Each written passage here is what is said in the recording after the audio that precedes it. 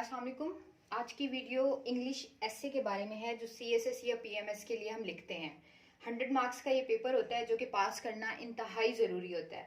इसके रिलेटेड कुछ क्वेश्चंस हैं कि सीएसएस में जो इंग्लिश का एस्से है वो कैसे तैयार किया जाए और अटेम्प्ट कैसे किया जाए। तो सबसे पहले अगर इंग्लिश एस्से को तैयार करने वाला जो फर्स्ट फेज़ है उसको देखा जाए तो वो डिफरेंट फेजेस पर बेस करता है कि आपने इंग्लिश एस्से के लिए मटेरियल कहाँ से लेना है, उसकी प्रिपरेशन कैसे करनी है, उसको अपने एस्से में एडजस्ट कैसे करना है जो मटेरियल आपने इकट्ठा किया है, और जो फाइनल पार्ट है वो एस्से की प्रैक्टिस करना है। तो सबसे पहले अगर देखा जाए कि हम एस्से के लिए डाटा कलेक्ट कहाँ से करें, जो आपके पास कलेक्टिव सोर्स है इंग्लिश एस्से के वो कहाँ से करना है। तो फर्स्ट और फॉरमोस्ट जो आपके पास सोर्स है वो है न्यूज़पेपर का। न्यूज़पेपर आप इंग्लिश का कोई भी पढ़ सकते हैं, द नेशन पढ़ सकते हैं, द न्यूज़ पढ़ सकते हैं, कोई भी अच्छा और इजी न्यूज़पेपर इंग्लिश एस्से के लिए आप पढ़ सकते हैं। क्यों? क्योंकि इंग्लिश एस्से में जो टॉपिक आते हैं, वो जो करंट अफेयर के टॉपिक होते हैं, वो कहीं ना कहीं न्यूज़पेपर से लिंक कर रहे होते हैं। फॉर एग्जांपल जो अभी 2021 का इंग्लिश एस्से था वो डिजिटल डेमोक्रेसी, एक उसमें जो 10 एस्से थे उनमें एक एस्से डिजिटल डेमोक्रेसी पे था। तो वो एक पूरा न्यूज़पेपर का आर्टिकल था डिजिटल डेमोक्रेसी। तो आप न्यूज़पेपर से जो भी एक रेलिवेंट आर्टिकल आपको लग रहा है, अगर फॉर एग्जांपल द नेशन में कोई एजुकेशन के बारे में आया हुआ है, क्लाइमेट चेंज के बारे में आया हुआ है, फ्लड की सिचुएशन के बारे में आया हुआ है, और जितने भी करंट टॉपिक हैं वो आए हुए हैं, तो उनको आपने उनके जो पॉइंट्स है नोट डाउन कर लेना है। फॉर एग्जाम्पल अगर एजुकेशन पे आ रहा है तो कितने स्टूडेंट्स जो हैं वो आउट ऑफ स्कूल हैं, कितने जो चिल्ड्रन हैं वो आउट ऑफ स्कूल हैं, कितने जो टीचर हैं वो घोस्ट टीचर हैं, कितने जो हमारी लिटरेसी परसेंटेज है, इसी तरह कितनी एरिया वाइज लिटरेसी परसेंटेज है। तो वो जितने भी फैक्ट्स एंड फिगर और जो उसमें रिफॉर्म्स बताई गई हैं, जो आपको सजेशन दिए गए हैं एजुकेशन सिस्टम को इम्प्रूव करने के लिए, वो सब आपने न्यूज़पेपर से एक पेज पे नोट डाउन कर लेना है। जो आर्टिकल आप किसी भी न्यूज़पेपर में पढ़ रहे हैं, क्लाइमेट चेंज से रिलेटेड पढ़ रहे हैं आप, कैसे सी लेवल राइज हो रहा है, कैसे आपका जो फॉरेस्ट है, फॉरेस्ट कवर है वो डिक्लाइन हो रहा है, तो वो सब आप अपने न्यूज़पेपर से एक पेज पर या आप एक एस्से वाले जो रजिस्टर है उस पर नोट डाउन करते जाएं वो सब इंफॉर्मेशन जो आप न्यूज़पेपर से कलेक्ट कर रहे हैं, राइट। दूसरा सोर्स आपका क्या बनता है? दूसरा सोर्स आपका बनता है YouTube channels. For example paradigm shift news channel है, सॉरी यूट्यूब चैनल है। पैराडाइम शिफ्ट पे डिबेट होती है, डिफरेंट एनालिस्ट और डिफरेंट जो प्रोफेशनल्स हैं वो किसी भी एक टॉपिक पे आके डिस्कशन करते हैं। आपका जो इकोनॉमिक क्राइसिस है या पॉलिटिकल क्राइसिस है उस पे जो है वो इस बारे में डिबेट की जाएगी, तो वहाँ से आप लोगों को काफ़ी पॉइंट्स मिल सकते हैं। पैराडाइम शिफ्ट है, फिर एक और द इकोनॉमिस्ट है, फिर यूनाइटेड नेशन का है जिससे आप क्लाइमेट चेंज के बारे में है जिससे आप चेंज की इंफॉर्मेशन ले सकते हैं। United nation climate change conference conduct की जाती है। इसी तरह फिर एक GWGVS न्यूज़ है। इस चैनल से भी आप इंफॉर्मेशन जो कलेक्ट कर सकते हैं, जो डिबेट हो रही होती है करंट अफेयर से, वहां पे आप सजेशन निकाल सकते हैं, प्रॉब्लम्स निकाल सकते हैं। तो इन सब चीज़ों से आपने क्या करना है, डाटा कलेक्ट करना है। वर्ल्ड इकोनॉमिक फोरम है, BBC न्यूज़ है, इन पे जो डिबेट्स होती हैं वो आप इकट्ठी करके अपना एक प्रॉपर जो आपका एस्से का एक मटेरियल है वो आप कलेक्ट कर सकते हैं, राइट। फिर आपके पास जो दूसरा पॉइंट आ जाता है कि इसको आपने लिखना कैसे है। इंफॉर्मेशन कलेक्ट करने के बाद आपने इसको लिखना कैसे है। अच्छा, इसमें एक और पॉइंट्स पे था कि जो हम बुक्स पढ़ते हैं अपने सिलेबस से अलावा, जो बुक्स पढ़ते हैं, for example why Nations fail है, या Pakistan is a hard country है, या व्हाई डेमोक्रेसीज डाई हैं, तो उनका आपको अगर कहीं से रेफरेंस मिल जाता है तो आपने अगर व्हाई डेमोक्रेसीज डाई में देखते हैं तो वहाँ पे वोटर्स का क्राइटेरिया लिखा गया है, पॉलिटिशियंस की रिस्पॉन्सिबिलिटीज लिखी गई हैं, तो वो टॉपिक आप स्पेशली यूज कर सकते हैं। उसको अपने एस्से वाले रजिस्टर पर नोट डाउन करके उसको आप डेमोक्रेसी के एस्से में कहीं पे रेफरेंस दे के यूज कर सकते हैं। इसी तरह अगर वाई नेशंस फेल में देखा जाए तो इंक्लूसिव और एक्सक्लूसिव इंस्टीट्यूशंस का रेफरेंस हम यूज कर सकते हैं कि कैसे अगर एक एक्सट्रैक्टिव इन्वायरमेंट हम बना देते हैं तो वो कैसे आपके जो इंस्टीट्यूशंस को है वो वीक कर देता है, और इसी तरह अगर जब हम इंक्लूसिव इंस्टीट्यूशंस बना देते हैं तो वो कैसे प्रोग्रेस की तरफ जा रहा होता है कंट्री, राइट। तो इसी तरह आप डेवलपमेंट के अपने इकोनॉमी के एस्से में भी ये रेफरेंस यूज कर सकते हैं जो आप एक्स्ट्रा बुक से पढ़ते हैं। लेकिन अगर अभी आप बिगनर्स हैं, अगर अभी आप CSS की प्रिपरेशन स्टार्ट कर रहे हैं, क्योंकि अभी स्क्रीनिंग होना है और उसके बाद फाइनल हो जाना है, ठीक है, तो ऐसे राइटिंग आपने अभी से स्टार्ट कर देनी है। अगर आपने 2023 के ऐसे में रिटन टेस्ट में अपेयर होना है तो अभी से आप ऐसे राइटिंग स्टार्ट कर दें। तो इसमें जो पहला स्टेप है, अगर आप बिगनर्स हैं, अगर आप बिगनर हैं और अभी आपने कोई ऐसे नहीं लिखा अभी तक, तो आपको क्या करना है, आपने आपके माइंड में जो भी टॉपिक आ रहा है आपने जस्ट उसको डायरेक्टली लिख देना है, ये सोचे बगैर कि आपकी इंग्लिश अच्छी है या नहीं है। ऑब्वियसली अगर आप इंग्लिश एसए की तैयारी कर रहे हैं तो आपके टेंसेस अच्छे होने चाहिए, आपकी एटलीस्ट बेसिक इंग्लिश होनी चाहिए ठीक। अगर नहीं है तो आप इंग्लिश एसए को छोड़ के अभी पहले अपनी इंग्लिश इंप्रूव करें और उसके बाद इस स्टेज पे आए। बट अगर जिन बच्चों ने इंग्लिश इंप्रूव कर ली है, टेंसेस कवर कर ली हैं, अगर वो इंग्लिश एसए की तरफ आ रहे हैं तो वो सिर्फ सबसे पहले क्या करें, ऐसे राइट डाउन करना स्टार्ट कर दें। वो किसी भी टॉपिक को लेके कर सकते हैं, अपनी फेवरेट हॉबी को, क्योंकि जो फर्स्ट फेज है ना वो आपने राइटिंग हैबिट लेके आना है अपनी रूटीन के अंदर, जो कि हम में नहीं होती। अगर हम उन स्टूडेंट्स की बात करें जो बिल्कुल भी ऐसे इससे पहले नहीं लिखा, राइट, तो सबसे पहले आपने क्या करना है, just write down what ever is in your mind, forget it whether you have written essay before or not, but you have to just write the essay right now.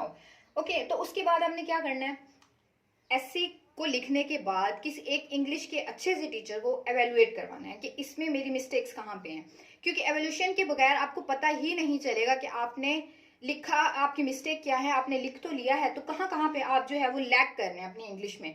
तो उसके बाद आपने क्या करना है, एवोल्यूशन आपकी हो गई, डेली बेसिस पे एक पेज हाफ पेज आपने इंग्लिश का ऐसे लिखना है। उसके बाद फिर क्या होगा, जो आप इंग्लिश आर्टिकल पढ़ रहे हैं, न्यूज़पेपर से एडिटोरियल पढ़ रहे हैं, उसकी समरी करना स्टार्ट कर दें। इससे दो फायदे होंगे, जब आप न्यूज़पेपर एडिटोरियल की समरी करेंगे ना, एक तो आपको ये फायदा होगा कि आपकी जो प्रेसी है वो कवर हो जाएगी। दूसरा क्या होगा कि आपको राइटिंग एक्सप्रेशन पता चलता है। जब आप एक एडिटोरियल को पढ़ के उसको सॉल्व करते हैं तो आपको क्या पता चलता है, राइटिंग एक्सप्रेशन पता चलता है कि हमने लिखना कैसे है। फॉर एग्जाम्पल, अब अगर एडिटोरियल आया हुआ है क्लाइमेट चेंज के बारे में, तो आप उस एडिटोरियल को पढ़ के जब आप उसकी प्रेसी बनाते हैं तो पहला क्या होता है, पहला आपको ये पता चलता है कि इसमें वोकेबलरी क्लाइमेट चेंज के लिए क्या क्या यूज की गई है। सी लेवल राइज हो रहा है तो इसके लिए क्या वोकेबलरी यूज की गई है। फॉरेस्ट कवर डिक्लाइन हो रहा है, आपके जो फ्लड्स आ रहे हैं वो किस तरह से उसने पैराग्राफ को यूज करके लिखा गया है। ठीक है, दो चीजें आपकी होंगी, एक तो प्रेसी कवर होगी और दूसरा आपको वोकेबलरी और राइटिंग एक्सप्रेशन पता चलेगा, राइट। और जो आपने थर्ड चीज करनी है इसमें, थर्ड चीज ये करनी है कि जो आपकी मिस्टेक्स निकली हैं, आपने जब ऐसे अपना एवेल्युएट करवाया है उसकी जो मिस्टेक्स हैं उनको भी नोट डाउन करते जाएं, ताकि नेक्स्ट टाइम जो है वो आपकी मिस्टेक उस लेवल पे ना हो जो आपने प्रीवियसली कर चुके हैं। ठीक है, तो आपने ये तीन चीजें करनी है। उसके बाद जो नेक्स्ट स्टेप आपने करना है, ऐसे एवोल्यूशन के बाद कॉन्टिन्यूस आपने लिखते जाना है। आपने एक दिन भी अपनी इस रूटीन को श्रिंक नहीं करना कि आप एक दिन लिखा और एक दिन छोड़ दिया, फिर एक दिन लिखा फिर एक दिन छोड़ दिया, ये आपने नहीं करना। अगर आप अपने ऐसे स्टाइल इंप्रूव करना चाहते हैं आपको डेली बेसिस पे लिखना होगा। और सेकंड चीज क्या करनी है, न्यूज़पेपर से इन टच रहना है। क्यों? क्योंकि जो प्रीवियसली अगर हम ट्रेंड देखते हैं तो उसमें यह था कि गुड गवर्नेंस अगर एक ऐसे है तो वो डायरेक्टली पूछ लेते थे आपसे, बैड गवर्नेंस क्यों है, इसकी रिफॉर्म बताई जाए। एजुकेशन सिस्टम हमारा फेलियर क्यों है, इसमें क्या रिफॉर्म्स हो सकती हैं। डेमोक्रेसी क्यों हर्डल है, या डेमोक्रेसी कैसे बेनिफिट दे सकती है पाकिस्तानी सोसाइटी को। लेकिन जो अब ट्रेंड है ना पिछले 2-3 सालों से, तो कॉन्सेप्चुअल ऐसे आ रहे हैं। अब आपसे डायरेक्ट अगर आप क्लाइमेट चेंज की बात करें, आपने क्लाइमेट चेंज पे ऐसे तैयार किया, आपने सिंपल क्लाइमेट चेंज क्या है, इसके इफेक्ट्स क्या हैं और इसके क्या सोल्यूशंस है। ठीक है, तो अब अगर आपने सिर्फ इस रेफरेंस ऐसे तैयार किया तो अगर आपके पेपर में, अभी आप देखें एक पेपर में ऐसे था, यूनाइट क्लाइमेट चेंज में यूनाइट द ह्यूमैनिटी, राइट। तो इसमें अगर आप देखें, अगर आपने ऐसे में रट्टा लगाया हुआ है क्लाइमेट चेंज के बारे में, क्लाइमेट चेंज क्या है, इसके इफेक्ट्स क्या हैं, इसके सोल्यूशन क्या हैं, तो अब अगर आपने इस ऐसे को रट्टा लगाया हुआ है, इसके पॉइंट्स को रट्टा लगाया हुआ है, इसकी आउटलाइन को रट्टा लगाया हुआ है, तो आप इसको इसमें कैसे एडजस्ट करेंगे। हालांकि टॉपिक जो है वो बिल्कुल डिफरेंट है। क्लाइमेट चेंज में यूनाइट द ह्यूमैनिटी क्या, और इसका दूसरा जो बनता है, क्या क्लाइमेट चेंज ह्यूमैनिटी को इकट्ठा कर सकती है, तो दो बिल्कुल डिफरेंट टॉपिक हैं। तो अगर आपने न्यूज़पेपर के आर्टिकल जो डिफरेंट तरीके से आ रहे होते हैं क्लाइमेट चेंज के बारे में, वो अक्सर टारगेट कर रहे होते हैं, इंटरनेशनल ऑर्गेनाइजेशंस का रोल कर रहे होते हैं, हाईलाइट कर रहे होते हैं, उसके बाद वो बता रहे होते हैं कि how developed countries are more responsible for the climate change but the developing countries are the more affected by the climate change. तो ये सब कुछ आपको, अगर एडिटोरियल आप पढ़ रहे हैं, न्यूज़पेपर आप पढ़ रहे हैं, तभी आपको आपका जो क्रिटिकल थिंकिंग है वो इस बारे में क्रिएट होगी कि आप कैसे क्लाइमेट चेंज को जो है वो रिलेट कर सकते हैं ह्यूमैनिटी के साथ, instead of just rote learning about the climate change, what is climate change, what is effect and what is remedies, right. तो ठीक है, अब अगर आप सेकंड देखते हैं, जो जिसका मैंने अभी मेंशन किया, डिजिटल डेमोक्रेसी, ऐसे आया हुआ था। अब बहुत सारे स्टूडेंट ऐसे हो सकते हैं जिन्होंने डिजिटल मीडिया एक अलग तरीके से तैयार किया हो और डेमोक्रेसी को एक अलग तरीके से तैयार किया हो, राइट। अब वो जब देखेंगे डिजिटल डेमोक्रेसी एक टोटली डिफरेंट टर्म है, क्योंकि डिजिटल मीडिया में आपका सब चीज़ें आ जाती हैं, लेकिन क्वेश्चन से पूछा जा रहा है डिजिटल डेमोक्रेसी के बारे में। ऑल्दो कहीं ना कहीं चीज़ें रिलेट करेंगी। डिजिटल डेमोक्रेसी, आपका जो डिजिटल मीडिया है वो आपका ओपिनियन बना रहा है, वो पॉलिटिशियंस को एक प्लेटफॉर्म दे रहा है अपने ओपिनियंस को अपनी पब्लिक तक पहुंचाने के लिए, राइट। तो ये सब कुछ आ रहा है, लेकिन कैसे डिजिटल रेवोल्यूशन क्रिएट कर रहा है पब्लिक अवेयरनेस के लिए, तो ये सब आपको कैसे पता चलेगा रिलेटेड टॉपिक आज की दुनिया से, तो वो आपको न्यूज़पेपर से पता चलेंगे। वो आपका क्रिटिकल जो थिंकिंग है वो न्यूज़पेपर बिल्ड करेगा अगर आप आर्टिकल पढ़ रहे हैं, क्योंकि रोट लर्निंग वाला सिस्टम खत्म हो गया बिल्कुल। अब ऐसे आपको कोई भी ऐसा नहीं आ रहा कि आप गुड गवर्नेंस पे अगर आ रहा है तो एक आपने जो रट्टा लगाया हुआ गुड गवर्नेंस के पॉइंट्स को, तो आप उसी को फिट कर देंगे। गुड गवर्नेंस किसी और तरीके से भी पूछा जा सकता है आपसे, राइट। तो इसके लिए आपको क्या रखना है, आपको कॉन्सेप्चुअल नॉलेज रखनी है। रट्टा की बजाय आपको कॉन्सेप्ट लेना है किसी भी चीज के बारे में। क्लाइमेट चेंज है उसके बारे में कॉन्सेप्ट लेना है, क्यों है, कैसे डेवलप्ड कंट्री प्रोग्रेस कर रही हैं थ्रू सेटिंग इंडस्ट्रीज, कैसे डेवलपिंग कंट्रीज जो है वो सफर कर रही हैं कोल पावर प्लांट की वजह से, क्यों उनके पास इन्वेस्टमेंट नहीं है ग्रीन टेक्नोलॉजी की तरफ जाने के लिए। तो पूरा एक आपको सिनेरियो ओवरऑल क्लाइमेट चेंज के लेके पता हो कि अगर किसी भी एस्पेक्ट से आपके पास क्वेश्चन आ जाए तो आप उस पर लिख सकें।